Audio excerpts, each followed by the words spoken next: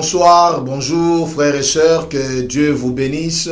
Nous allons commencer notre vidéo d'aujourd'hui avec un autre sujet très intéressant, les apparitions angéliques et les manifestations angéliques. Un sujet très important. Certainement vous dites, mais ça c'est quoi ça encore? Oui, justement, vous avez bien entendu, nous parlons des apparitions angéliques et des manifestations angéliques. Ce sont deux notions qui sont différentes, quoique l'une se trouvant dans l'autre. Nous étudions la parole de Dieu, les grands sujets sur les anges dans les Écritures. Alors, je voudrais vous donner un peu l'économie de la matière. Donc, au fait, dans cette vidéo sur les anges, les apparitions angéliques et les manifestations angéliques, voici comment nous allons travailler. D'abord, je vais revenir un peu sur certaines choses que nous avons dites dans les vidéos passées, mes amis, pour fixer encore les idées. Et puis, nous allons parler des apparitions angéliques. Après, nous parlerons des manifestations angéliques. Et enfin, je vais conclure pour faire quelques précisions importantes qui ne seront pas très longues. Alors, frères et sœurs, rappelez-vous, nous avons étudié Hébreux 1.14. Hébreux 1.14, nous avons étudié cela. Et nous avons compris, frères et sœurs, que les anges sont des esprits. Ils sont des esprits au service de Dieu. Ils ne sont pas au service de l'homme. Et ils n'interviennent dans la vie des humains que lorsqu'ils sont envoyés par qui? Par Dieu. Un homme n'envoie pas des anges. Un homme ne donne pas des ordres aux anges. Les anges sont des esprits et donc ils sont incorporels. Les apparitions angéliques ne sont qu'une exception à la règle. Frères et sœurs, et j'insiste encore, à chaque fois que vous parlez d'apparition angélique, n'en parlez pas comme s'il s'agissait d'une kénose. Les anges n'ont pas la vertu de la kénose. La vertu de la kénose est une vertu messianique. Seul le Messie a la vertu de la kénose, c'est-à-dire se dépouiller, avoir un corps naître, grandir, mourir et revenir à la vie. Les anges apparaissent, mais ils ne se dépouillent pas. Voilà. Et nous avons dit qu'ils ne peuvent pas se reproduire. Non seulement ils ne peuvent pas se reproduire entre eux, ils ne peuvent pas non plus se reproduire avec les humains. La Bible établit cette vérité fondamentale dans Actes 17, 26, que tous les êtres humains sont issus d'Adam et d'Ève et nous ne pouvons pas changer les Écritures. Ok, frères et sœurs? Et c'est même parce que nous sommes tous issus d'Adam et d'Ève que notre rédemption est possible. Alors, le message sur les anges, frères et sœurs, est un message très important parce que celui qui lit le message sur les anges se rend vite compte que Dieu est un Dieu puissant. Dans l'étude sur les anges, vous allez découvrir que c'est un ange qui va lier Satan pour 1000 ans. C'est Satan et ses anges étaient chassés au ciel par Michel, qui est aussi un ange, mais qui les a chassés du ciel. Vous voyez, donc en lisant, frères et sœurs, en étudiant la doctrine sur les anges, vous vous rendez vite compte que Dieu est un Dieu puissant et qu'il existe des anges qui ont une grande autorité, qu'il existe des anges qui ont une grande puissance, frères et sœurs. Et une bonne partie du ministère des anges se fait dans l'ombre, dans le silence, parce que les anges ne font pas partie de notre monde. Les anges ne font pas partie de notre monde, mais ils exercent un ministère en faveur des humains. Et ils ne peuvent apparaître que lorsqu'ils sont envoyés par Dieu. Et cette apparition est souvent brève et de courte durée, suivant un but précis que Dieu assigne à cette apparition-là. Aucun ange ne peut apparaître de son propre chef, sinon, pendant que je parle ici, l'un d'eux vous serait déjà apparu, ou alors vous-même vous aurez déjà expérimenté à tout moment les apparitions angéliques. Ils n'apparaissent pas par eux-mêmes. Ils n'apparaissent que quand ils sont envoyés par Dieu et ils exercent leur ministère, n'est-ce pas, au bénéfice des croyants frères et sœurs. Et nous voyons dans les Écritures la première apparition, n'est-ce pas, ou la première mention des anges. Nous voyons cela dans Genèse 3, 22 à 24. La Bible dit, l'Éternel Dieu dit, voici l'homme est devenu comme l'un de nous, par la connaissance du bien et du mal. Empêchons-le maintenant d'avancer sa main, de prendre de l'arbre de vie, d'en manger et de vivre éternellement. L'Éternel Dieu les chassa du jardin d'Éden pour qu'il cultivât la terre d'où ils avaient été pris. C'est ainsi qu'il chassa Adam et il mit à l'orient du jardin d'Éden les chérubins qui agitent une épée flamboyante pour garder le chemin de l'arbre de vie. C'est la première mention des anges. On parle de cette catégorie des chérubins que nous avons déjà évoqué, frères et sœurs, dans les vidéos passées. Alors, dans les Écritures, je disais, les anges ont joué un rôle particulier dans la vie des patriarches, particulièrement dans la vie d'Abraham et de Jacob. On ne voit pas tellement la manifestation ou les apparitions angéliques dans l'histoire d'Isaac. On voit les anges aussi dans la marche d'Israël vers la terre promise. Nous voyons l'histoire, les mouvements des anges, la manifestation ou les apparitions des anges, n'est-ce pas, dans la vie de quelques personnages de la parole de Dieu, de l'histoire d'Israël, comme David, dans la vie de Samson, dans la vie, dans le travail d'Élie. On voit, n'est-ce pas, les anges qui se manifestent.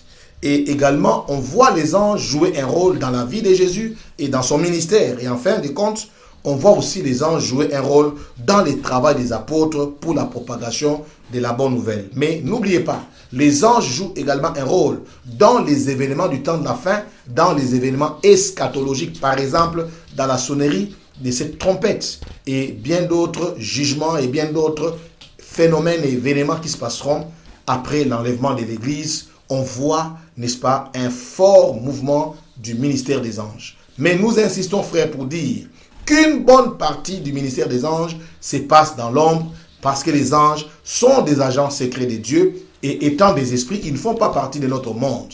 Entre notre monde et le monde des esprits, il y a comme une sorte de mur dimensionnel qui ne permet pas, qui n'autorise pas aux esprits de se manifester selon leur bon vouloir à tout moment dans le monde des humains. Absolument pas. Et surtout lorsque nous parlons des anges, ils n'interviennent, ils n'interfèrent que lorsqu'ils ont, n'est-ce pas, les suffrages de Dieu, le visa de Dieu, suivant un but, suivant une mission particulière. Alors, c'est vrai que les anges, frères et sœurs, sont des esprits. C'est vrai qu'ils sont incorporels. C'est vrai qu'en tant qu'esprit, ils sont invisibles. C'est vrai qu'en tant qu'esprit, ils sont asexués. Ils ne peuvent pas être des hommes pour prendre des femmes, ni être des femmes pour prendre des hommes. Cependant, la Bible nous montre qu'ils peuvent apparaître si Dieu les leur permet. Et souvent, dans les Écritures, leur apparition prend la forme masculine parce que justement, c'est à un peuple qui avait, n'est-ce pas, une certaine opinion par rapport à la femme. Ok? Et nous avons des exemples seulement des anges qui ont eu une apparence masculine. Non pas que les anges ont des sexes. J'espère que je me suis fait bien comprendre. Alors, nous allons faire la différence dans notre chapitre d'aujourd'hui sur la manifestation angélique et les apparitions angéliques. L'apparition angélique fait partie de la manifestation angélique, mais toute manifestation angélique, frères et sœurs, n'aboutit pas toujours à une apparition. Alors, commençons d'abord par parler sur les apparitions angéliques. C'est quoi une apparition angélique? Alors, j'ai dit ceci, frères et sœurs. Il s'agit de la possibilité que Dieu donne aux anges de se manifester physiquement dans le monde visible. Alors, bien que Dieu puisse donner, frères et sœurs, cette possibilité aux anges de se manifester dans le monde visible, il faut préciser que les anges n'apparaissent pas de leur propre gré. Et j'insiste encore, ils ne font pas partie de notre monde. Le monde des anges et celui des humains sont séparés. Et les anges ont toujours besoin d'être envoyés pour interférer ou pour se manifester dans le quotidien des humains. Ils ne peuvent pas le faire d'eux-mêmes. Et une autre précision qui n'est pas la moindre. Frères et sœurs, nous devons savoir d'une part que les apparitions angéliques sont une exception au principe d'incorporalité des anges, que Jésus d'ailleurs évoque dans Luc 24, 39, lorsqu'il dit qu'un esprit n'a ni os ni chair. Il évoque le principe de l'incorporalité des esprits, et les anges étant des esprits selon Hébreux 1,14, ils sont donc incorporels et invisibles. Alors, l'apparition angélique est une exception, c'est une dérogation à la règle, parce que là, en ce moment-là, il y a une mission, un but précis que Dieu veut, n'est-ce pas, atteindre. D'autre part, il faut préciser que les apparitions angéliques ne sont pas une kénose. Dans la kénose, l'esprit naît en prenant un corps, il grandit, il se marie ou non. Mais dans le cas de Jésus, je m'excuse plutôt, l'esprit naît avec un corps, il grandit, il peut mourir et revenir à la vie. Pour le cas de Jésus, Jésus est venu sur la terre avec le but non pas de la procréation, mais avec le but de la rédemption. Et comme Jésus-Christ était venu avec le but de la rédemption et non de la procréation, il n'avait donc pas besoin de se marier. Mais sinon, il est né dans une étable, il a grandi, tout le monde l'a vu, et il a été mis à mort quant à son corps, mais comme la mort n'a pas de pouvoir sur lui, il est revenu à la vie. Tout ça, c'est la kénose et ses conséquences. Le fait que Jésus-Christ s'est dépouillé lui-même. Et nous disons qu'il s'est dépouillé de quoi? Jésus-Christ ne s'était pas dépouillé de sa divinité. Il s'était dépouillé, n'est-ce pas, de sa gloire divine. Et c'est comme ça que dans Jean 17,5, il dit « Glorifie-moi de la gloire que j'avais auprès de toi ».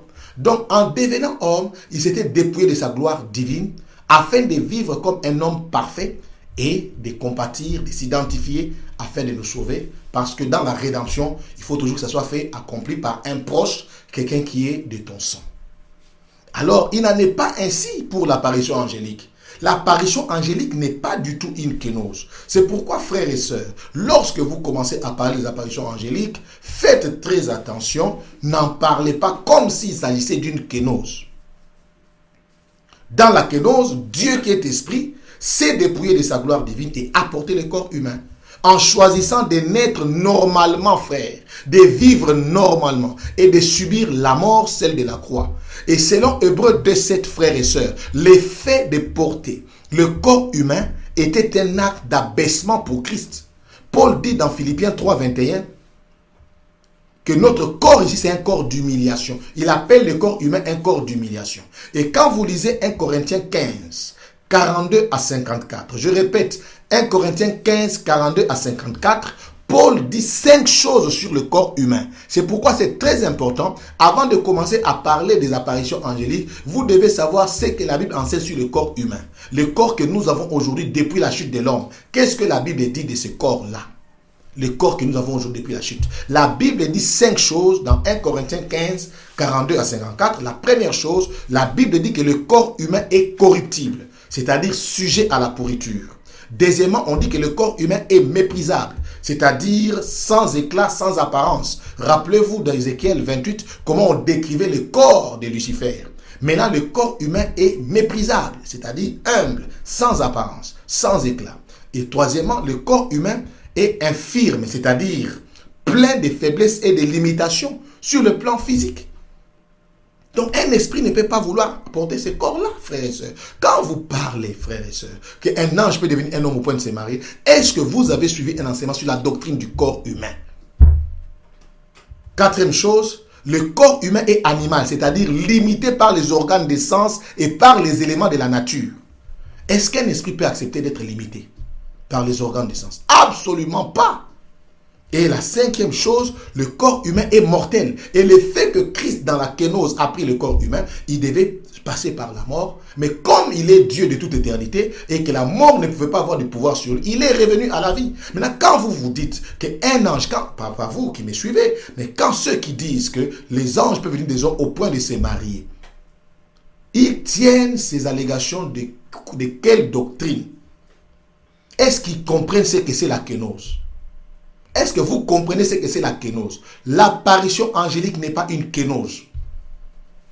Christ, qui est Dieu de toute éternité, frère, a accepté de porter ce corps-là avec les choses que je viens de vous dire. Vous voyez? Mais comme son corps, comme il était, il pouvait pas, Dieu ne pouvait pas accepter que son corps voie la corruption. Il est revenu à la vie. La mort ne pouvait pas les retenir, frères et sœurs. Mais la Bible dit qu'il était abaissé pour un peu de temps au-dessous des anges. En effet, s'il y a quelque chose qu'un ange ne peut pas envier, frère, c'est d'avoir un corps humain, tel que décrit dans 1 Corinthiens 15. Ça, un ange ne peut pas l'accepter. Et Paul appelle ce corps-là un corps d'humiliation dans Philippiens 3, 21. Vous voyez, frères et sœurs? Alors, nous avons donc deux tableaux en ce qui concerne les humains et les anges. Dans 2 Corinthiens 5, 2, Paul dit que nous gémissons parce que nous désirons revêtir notre domicile céleste, c'est-à-dire le corps de résurrection. C'est là pour la simple et bonne raison que notre corps actuel est décrit comme corruptible, infirme, méprisable, animal et mortel. Et Paul dit, nous soupirons, nous gémissons pour revêtir notre corps, notre domicile céleste. Et pendant que nous gémissons pour revêtir notre domicile céleste, il y en a qui nous disent que non, les anges, eux, gémissent pour avoir ce corps ici. Frères et sœurs, lisons toute la Bible. Et surtout, ne lisons pas, n'appuyons pas notre enseignement de la parole de Dieu sur les livres apocryphes qui ont été déclarés hérétiques. Alors, à cause de ces tableaux, la Bible dit que nous sommes loin du Seigneur avec ces corps. Nous sommes loin du Seigneur. Mais pour les anges, qu'en est-il? La Bible dit que pour les anges, il n'en est pas ainsi. La Bible dit qu'ils voient la face de Dieu. Et ils voient la face de Dieu tous les jours. Dans Matthieu 18, 10. Parce que leur corps, le corps angélique, leur permet de voir Dieu et de supporter la gloire de Dieu. Est-ce qu'un ange peut quitter un corps avec beaucoup d'applications, s'il faut contextualiser, pour venir, n'est-ce pas, porter un corps plein de faiblesses? Alors, frères et sœurs, l'apparition des anges ne doit pas être confondue avec la kénose.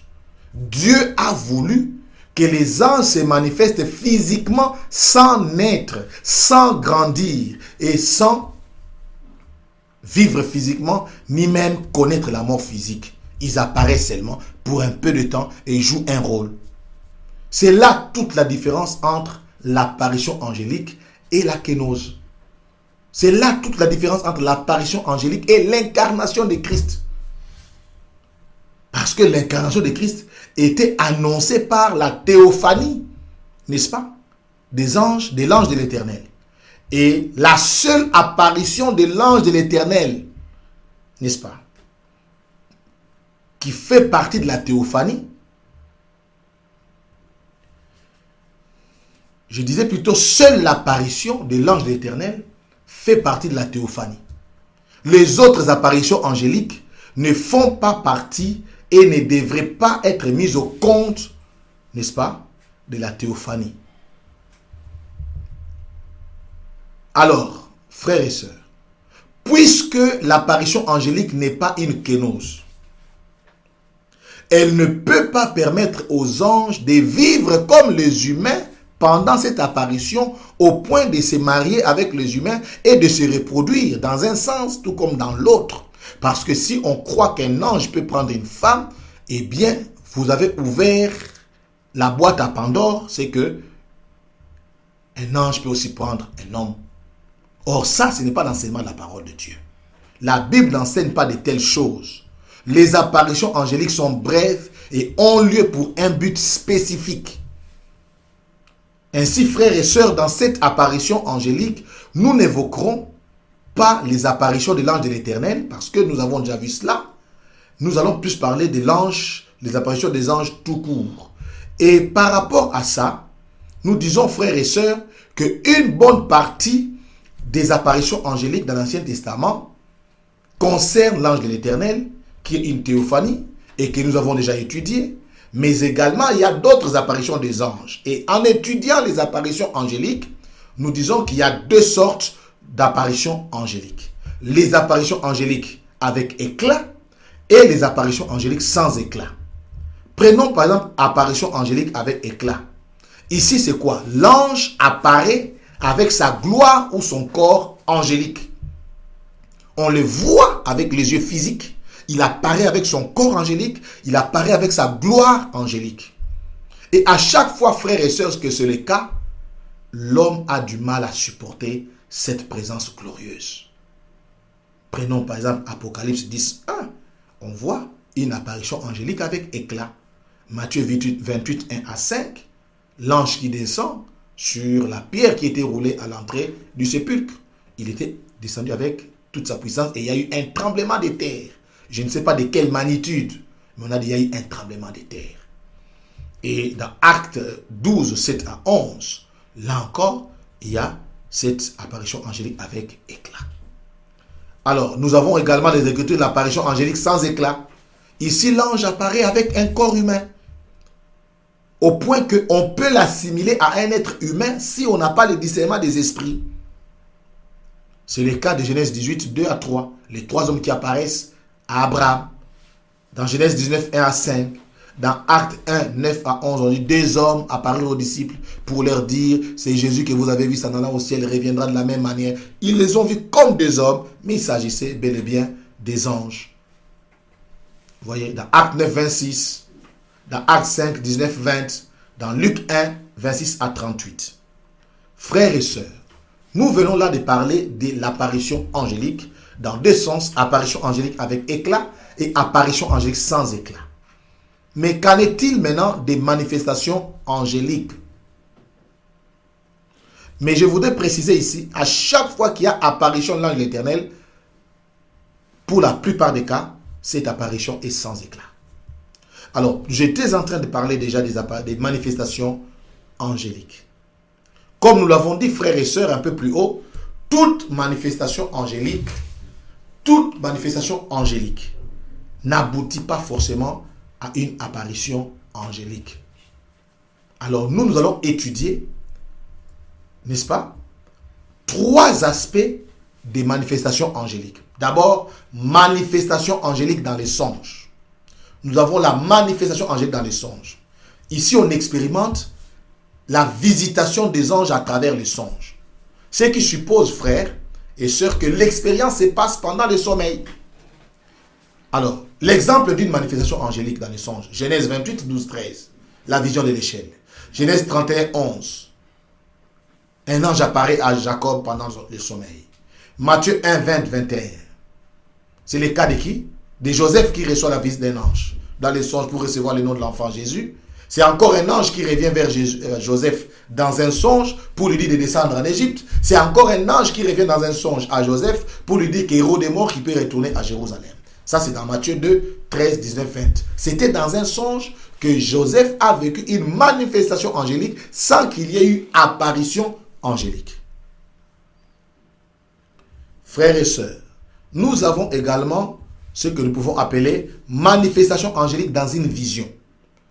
Dans les sommeils, ça suppose, dans les songes, ça suppose le sommeil, mais dans une vision, tu es debout. Et tu vois les anges avec les yeux spirituels. Tout le monde ne voit pas, mais toi, tu vois les anges avec les yeux spirituels. Mais dans l'apparition angélique, il est vu par tout le monde. Mais dans une manifestation angélique, dans une vision, c'est toi seul qui vois avec les yeux de l'esprit la présence des anges. Vous voyez? Alors, nous avons le cas de Daniel 9, 20 à 27, Daniel 10, 5 à 11, Acte 10, 3 à 4. C'est par une vision que l'ange Gabriel est passé pour révéler à Daniel la vision sur les 70 semaines, appelées 70 semaines de Daniel. Corneille a été aussi visité par un ange dans une vision dans Acte 10. Alors, la troisième sorte d'apparition, plutôt des manifestations angéliques, c'est manifestation silencieuse des anges. Frères et sœurs, certaines manifestations des anges sont cachées et paraissent comme des détails négligeables ou des événements ordinaires relevant du pur hasard. Vous voyez? Il y a souvent manifestation angélique derrière tout rêve où une personne connue ou non intervient pour vous délivrer d'un danger dans les songes. Derrière certaines voix qui vous appellent pendant votre sommeil et qui semblent vous réveiller pour la prière, peut se cacher une manifestation angélique. Les manifestations angéliques peuvent se cacher derrière certaines rencontres providentielles. Manifestation angélique. Frères et sœurs, laissez-moi clôturer cette vidéo en vous disant 2 choses. Premièrement, nous parlons des manifestations angéliques parce que les anges ne font pas partie de notre monde.